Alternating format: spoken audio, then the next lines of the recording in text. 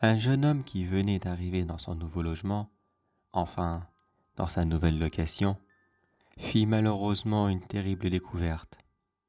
Mais laissez-moi vous raconter. Antoine emménagea dans une petite maison en location. Un petit pavillon simple comme il y en a tant. Une décoration intérieure assez moderne, et il eut même le luxe de pouvoir avoir une petite cour privée. Le seul souci avec cette maison était qu'il y avait une petite odeur dans les chambres de l'étage.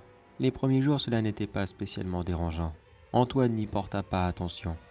Mais plus les jours passaient, et plus cette odeur étrange commençait à devenir de plus en plus insoutenable. Bien sûr, Antoine en fit part au propriétaire, mais qui n'en avait que faire de la situation de son locataire. Comme beaucoup de propriétaires sans scrupules, il n'était là que pour ramasser de l'argent et laissant Antoine se débrouiller par ses propres moyens. Au bout de plusieurs jours, Antoine n'en pouvait plus de cette situation. Mais il était impossible pour lui de déménager.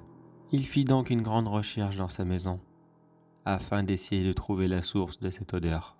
La source le conduisit rapidement au grenier, une salle qui, d'habitude, n'y entre jamais. Antoine ne s'est jamais senti à l'aise dans un grenier, aussi bien celui-là que celui de ses parents. Se savoir dans une salle mal éclairée et très poussiéreuse le mettait très mal à l'aise. Il chercha donc à contre-cœur la source de l'odeur, au milieu de toutes les affaires que l'ancien locataire avait laissées. Il ne savait pas grand-chose de cet homme, juste qu'il était parti précipitamment et qu'il n'avait pas payé ses loyers en retard. Antoine continua à chercher comme ça pendant une bonne trentaine de minutes, quand il fit la rencontre soudaine d'un petit rongeur qui lui fit faire un bond et pousser un cri de terreur, comme s'il venait de voir la mort elle-même.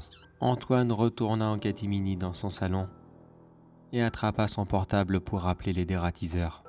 Une chance pour lui, il put avoir un rendez-vous dans l'heure qui suivit. Il eut une énorme joie quand il les vit arriver. Il leur expliqua rapidement la situation, que le rat qu'il venait de voir se trouvait dans le grenier.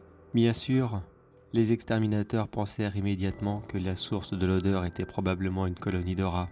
Antoine resta dehors comme cela, le nez plongé dans son téléphone, à s'imaginer déjà vivre dans une maison qui ne sentirait plus le rat crever. Mais au bout de plusieurs minutes, il entendit un énorme cri. Un cri de terreur, comme celui qu'il avait poussé tout à l'heure. Les hommes redescendèrent aussitôt et lui hurlèrent d'appeler la police. Antoine ne comprenait pas pourquoi la police pour des rats, et pourquoi ces hommes avaient-ils si peur. Tout en composant le numéro, Antoine leur demanda pourquoi une telle réaction. Les deux hommes répondirent juste qu'ils avaient trouvé un cadavre dans la cloison du mur, et que cela expliquait probablement l'odeur. La police arriva plusieurs minutes après. Quand ils découvrirent le corps dans la cloison, ils y découvrirent aussi ses papiers d'identité, dans ce qu'il restait de vêtements presque décomposés et rongés par la vermine. Il s'avérèrent que cet homme était l'ancien locataire qui y avait disparu. Il était recherché par sa famille depuis plusieurs mois maintenant, et n'avait donné aucun signe de vie de lui jusqu'à aujourd'hui. Bien sûr, Antoine aurait pu être rassuré de se dire que ça y est, l'odeur allait enfin partir, mais il préféra retourner chez ses parents, car maintenant il se posait une nouvelle question. Qu'est-ce qui est arrivé à l'ancien locataire et pourquoi était-il caché dans la cloison du grenier ?